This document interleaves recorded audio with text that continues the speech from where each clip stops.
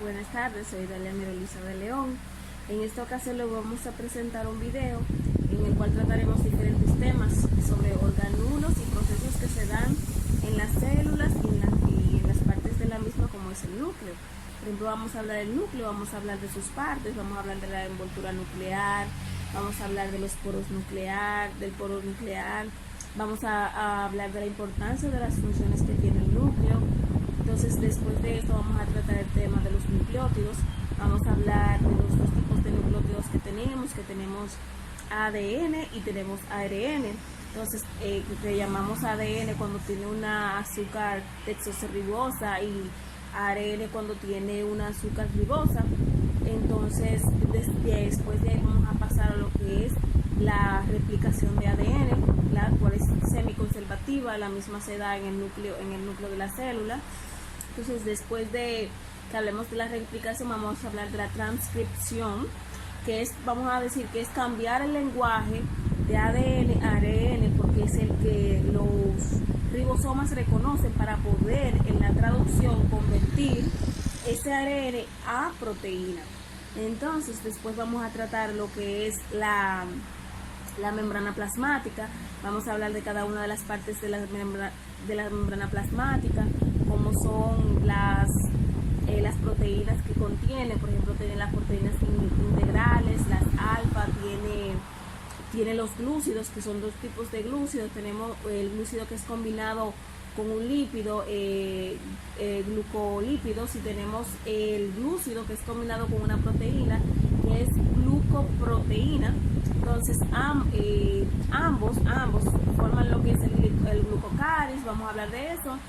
Las funciones del glucocáliz, que tiene dos, son una de protección y la otra es de inmunidad. Vamos a hablar también de lo que es la prueba del PCR, entre otros temas muy importantes que se trataron durante este curso de biología molecular. Espero que el mismo sea enriquecedor, como ha sido para mí elaborarlo. Agradezco a la maestra y a todos los colaboradores que fueron partícipes de todo este curso. Muchas gracias. Bien, en esta ocasión vamos a hablar de la estructura del núcleo. Recordemos que el núcleo es un organulo exclusivo de las células eucariotas. En él se hacen un sinnúmero de procesos dentro de la célula. Es el órgano que contiene la información genética. Cada una de sus partes son ribosomas, sus partes no, sino lo que conforma la estructura del núcleo son ribosomas, poro nuclear, membrana nuclear, está la lámina nuclear, está el nucleoplasma y está el núcleo propiamente dicho. Entonces, la envoltura nuclear o vamos a decir membrana plasmática es la que divide el núcleo de su medio externo. Aquí es donde está el citoplasma. Todo eso vamos a suponer que es citoplasma. Entonces, el nucleolo es el encargado de la síntesis de lo que son los ribosomas. Recordemos que los ribosomas son las maquinarias que se utilizan para hacer el proceso llamado traducción. O sea, recordemos que los ribosomas son los únicos que pueden leer el lenguaje del ARN mensajero. Entonces, de eso vamos a hablar más adelante cuando hablemos de traducción. Entonces, tenemos lo que es el nucleoplasma. En el nucleoplasma se encuentra lo que son las cromátidas y el nucleolo. Las cromátidas, recordemos que están los cromosomas. Tenemos también, vamos a hablar otra vez de los ribosomas. Recordemos que estos se encuentran o son producidos por el nucleolo, como dije anteriormente. Entonces, posteriormente son llevados a lo que es esto por acá, el citoplasma. Entonces, donde se traduce o se traducirán, como dije anteriormente, o sea, que el único lenguaje o sea, es el que codifica o lee el lenguaje del ARN mensajero. Entonces, tenemos esto que son los poros nucleares. Los poros nucleares permiten el paso desde el núcleo del citoplasma del ARN, los ribosomas y las proteínas. Dentro de las funciones del núcleo, tenemos que su mayor función es mantener la integridad de los genes y controlan las actividades de lo que es la expresión génica. Entonces, este controla los procesos de las células. En él mismo se encuentra lo que es los cromosomas, como dije anteriormente, el ADN. Muchas gracias. En esta ocasión vamos a hablar de algo muy importante, que son los nucleótidos. Estos son compuestos orgánicos formados por un azúcar, un grupo fosfato y una base nitrogenada. Las bases nitrogenadas son citosina, guanina, timina, y en el caso del ARN sustituimos el uracilo por la guanina. Entonces, los nucleótidos, vamos a decir que se forman ácidos nucleicos. Dentro de los ácidos nucleicos tenemos lo que es el ADN y tenemos lo que es el ARN. Entonces, tenemos que los ácidos nucleicos, o sea, son polímeros de nucleótidos. Polímeros, poli es varios, muchos. Son polímeros de nucleótidos. Recordemos que los nucleótidos están formados por un grupo fosfato, un azúcar y las bases nitrogenadas. Entonces, tenemos, esta es la molécula, esta es la forma, vamos a decir, esto es un ácido, pero este es un ADN, esta es la estructura del ADN. Entonces, mira, el ADN tiene un azúcar y un grupo fosfato. El azúcar que tiene es la desoxirribosa. Entonces, tiene las bases nitrogenadas, que son estas. Tiene la adenina, la timina, la citosina y la guanina. La timina, en el caso del ARN, es sustituida por el uracilo. Entonces, esto vamos a decir que son el molde para hacer lo que es la traducción más adelante de las proteínas. Recuerden que eso lo vamos a hablar en lo que es replicación, traducción y transcripción. Pero tenemos que hablar de las bases del mismo. O sea, para producir lo que es esa proteína debemos empezar de lo que es desde el ADN. Después de ADN vamos a tener una parte que es ARN. Desde ARN vamos a tener la otra parte que son las proteínas. Muy bien, aquí vamos a estudiar lo que es la replicación del ADN. Tenemos que, en primer lugar, que la replicación de ADN no es más que el ADN crea copias casi perfectas de sí mismo, utilizando lo que son enzimas como la polimerasa, la helicasa, el cebador, entre otros. Entonces, este proceso se da de la siguiente manera, es decir, una célula madre va a hacer dos réplicas exactas de sí mismo, o sea, al final van a quedar dos células hija. Entonces, vamos a describir un poco de lo que es el proceso de la replicación. La replicación es vamos a decir que es un proceso semiconservativo, por lo que dije anteriormente, que una madre va a dar parte de su información a una célula hija y también a otra célula hija, por eso es semiconservativa. Entonces, tenemos que es bidireccional. Es bidireccional porque está en secuencia en tiempo de 3 a 5 y de 5 a 3. Tenemos también que es de continuo, puesto que una cadena de copia directa la otra hace pequeñas paradas. Esta hace, por ejemplo, esta es directa, pero esta hace pequeñas paradas. Entonces tenemos el primer proceso, que es la iniciación. En la iniciación se da lo que es la separación de las cadenas. La separación de la cadena se hace con la helicasa. Utilizamos la helicasa, que es la que rompe. Entonces, las proteínas de unión o cadena SB lo que hace es que separa las cadenas, va separando las cadenas, mientras que la topoisomerasa impide que la cadena se enrolle.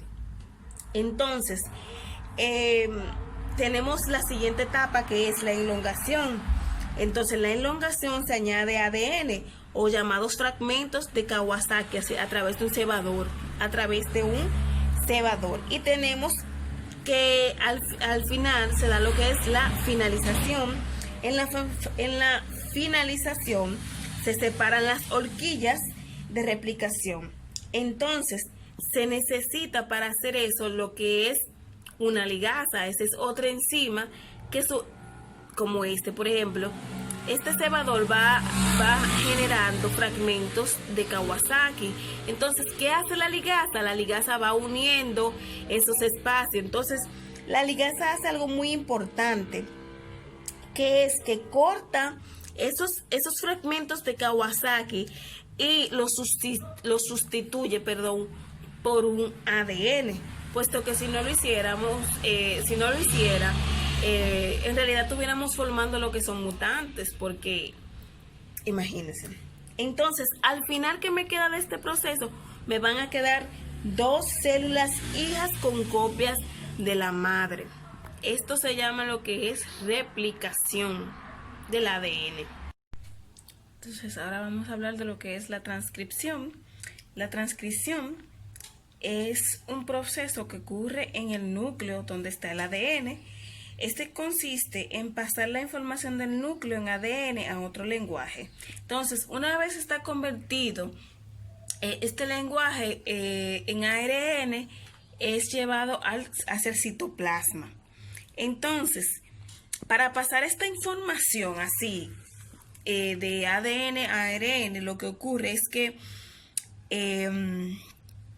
los ribosomas, o sea, por esta obligación, el ADN debe, vamos a decir que la información del núcleo en ADN debe ser transformada en lenguaje de ARN mensajero, puesto que hay un proceso, este proceso es el único lenguaje que leen los ribosomas. Entonces, ¿para qué se hace este proceso? Bueno, los ribosomas lo que hacen es que leen este lenguaje, el lenguaje del ARN mensajero, para sintetizar los que son los aminoácidos. Sabemos que los aminoácidos son los que forman son la parte fundamental de las proteínas. Entonces, ¿qué pasa? A partir de hacer esta traducción, a partir del ARN, ¿verdad? El ARN toma la información del ADN. Podemos obtener 3 tipos de ARN, que es el ARN mensajero, ARN de transferencia y el ARN ribosomal. En este caso nos concentramos en el ARN mensajero. ¿En qué se parece la transcripción a la replicación de ADN? En que tiene 3 partes, simplemente. Tiene una iniciación, tiene la elongación y tiene la terminación. Entonces, ¿qué ocurre en la iniciación? En la iniciación, el ARN polimerasa reconoce la secuencia, reconoce una secuencia llamada TATA. ¿Por qué se llama TATA? Porque es rica en 2 bases, que es adenina y timina. Entonces, ¿qué hace la polimerasa? Reconoce esos promotores. Entonces, ¿qué se hace luego? Que se abre lo que es la hélice. Entonces, la hélice se abre para que los nucleótidos se unan a la cadena morde. Entonces, después ocurre lo que es la elongación. Esto que vemos aquí esto que vemos aquí es el ARN de transferencia, tiene forma de trébol. Entonces, en la elongación, la ARN polimerasa avanza en sentido, no lo puse aquí, avanza en sentido 3', 5' y sintetiza ARN en 5', 3'. Entonces, pasamos a la última parte, que es la terminación. En la terminación lo que ocurre es lo siguiente. La ARN polimerasa reconoce en el ADN señales de terminación que indican el final de la transcripción. Entonces, perfecto. Entonces, después de la transcripción pasamos a lo que es la traducción. Ese ARN mensajero es enviado al citoplasma. Entonces, aquí en el citoplasma lo que vamos a hacer es que va a ocurrir otro proceso, que es el de la traducción. Entonces, continuamos con lo que es la traducción. Que la traducción no es más que la síntesis de polipéptidos en el ribosoma. Entonces, recordando que el ribosoma aquí es la maquinaria que se utiliza para hacer lo que son para formar las proteínas. Entonces, ¿qué pasa aquí en esta maquinaria? Que esta lee la secuencia de ARN mensajero y la traduce en una secuencia de aminoácidos en proteína. Pero ¿cómo se da este proceso? Iniciamos, por ejemplo, con un reconocimiento de lo que son las secuencias de AUG, mírenla aquí, que es nuestro primer codón o codón de iniciación. Entonces, este reconoce el ARN de transferencia. Entonces, ¿qué pasa? Vamos a decir que la traducción pasa de la siguiente manera. Entonces, hay un ARN mensajero, ¿verdad? Que este es reconocido por un ARN de transferencia. Entonces, este ARN de transferencia transfiere la información del ARN mensajero a lo que son los ribosomas. Entonces, esa cadena transforma lo que es esa información a aminoácidos. Entonces sabemos que después de aminoácidos viene lo que es la cadena de proteína en crecimiento y luego pasa lo que es ser una proteína. Pero esta, al igual que las demás, tiene la iniciación, que es esta, donde el ARN de transferencia reconoce el ARN mensajero, lo lleva al ribosoma. En el ribosoma lo que hace es que se convierte esa información a aminoácidos. Entonces, ¿qué pasa? Tenemos una segunda parte que es la elongación. Entonces, en la elongación se da lo que es la unión de los aminoácidos. Entonces, y se convierte en una cadena peptídica, Entonces, después de convertirse en una cadena peptídica o cadena en crecimiento, sabemos que el resultado final será una proteína. Pero antes de eso, debe haber una finalización.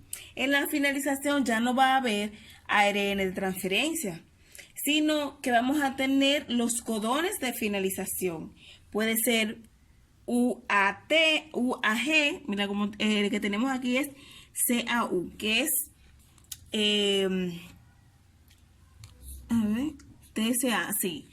Este es el codón de finalización. Cuando tenemos un codón de finalización, nos quiere decir que esta cadena de proteína que estaba en crecimiento pasa a ser lo que es la proteína propiamente dicha. Cabe destacar que este proceso se da en el citoplasma, donde los ribosomas en el proceso anterior son llevados, a diferencia de lo que es la transcripción, que la transcripción se hace en el núcleo de la célula. Bien, muy bien. En este caso vamos a hablar de lo que es la membrana plasmática, también llamada membrana celular. En esta se encuentran todas las células y separa la célula de su medio, del medio exterior, del medio ambiente. Se compone de una bicapa lipídica que es semipermeable. Esta regula el transporte de materiales que entran y salen de la célula. Como dije anteriormente, está formada por una capa, está formada por lo que es una bicapa lipídica. Entonces, sabemos que los lípidos, aquí está, sabemos que los lípidos tienen una cabeza que es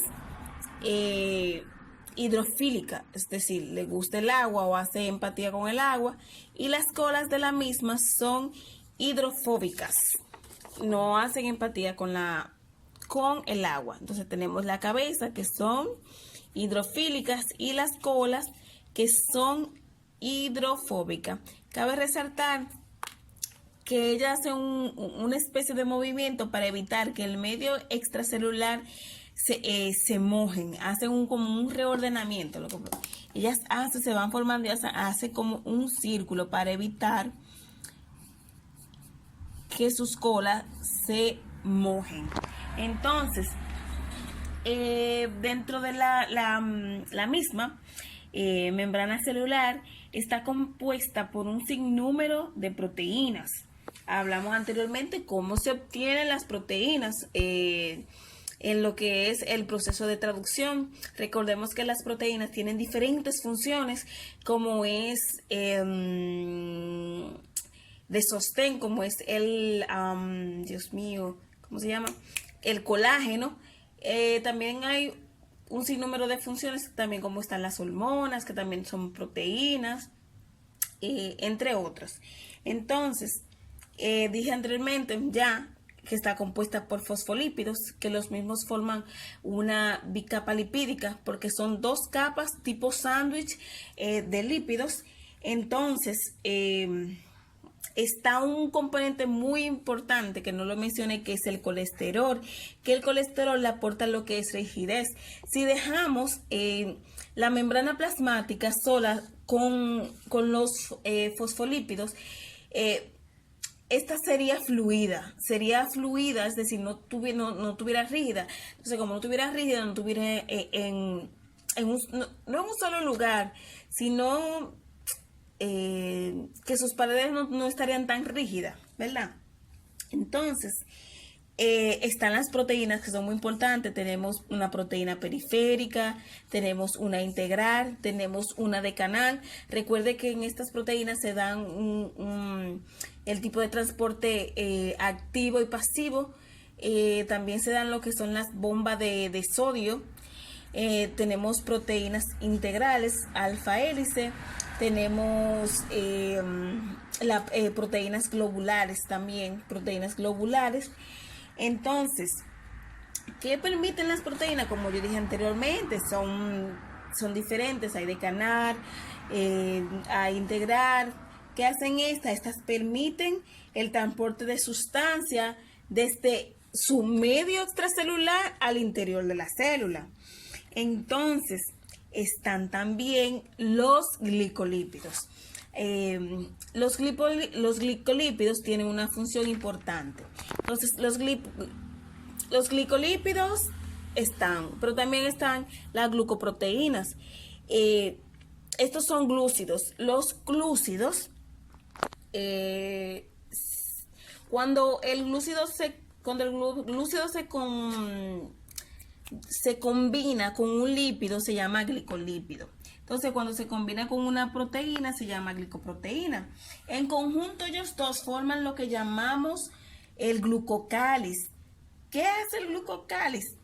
El glucocáliz se encarga o recubre, vamos a decir que este recubre las células, por ejemplo, células del endotelio del corazón y vasos sanguíneos.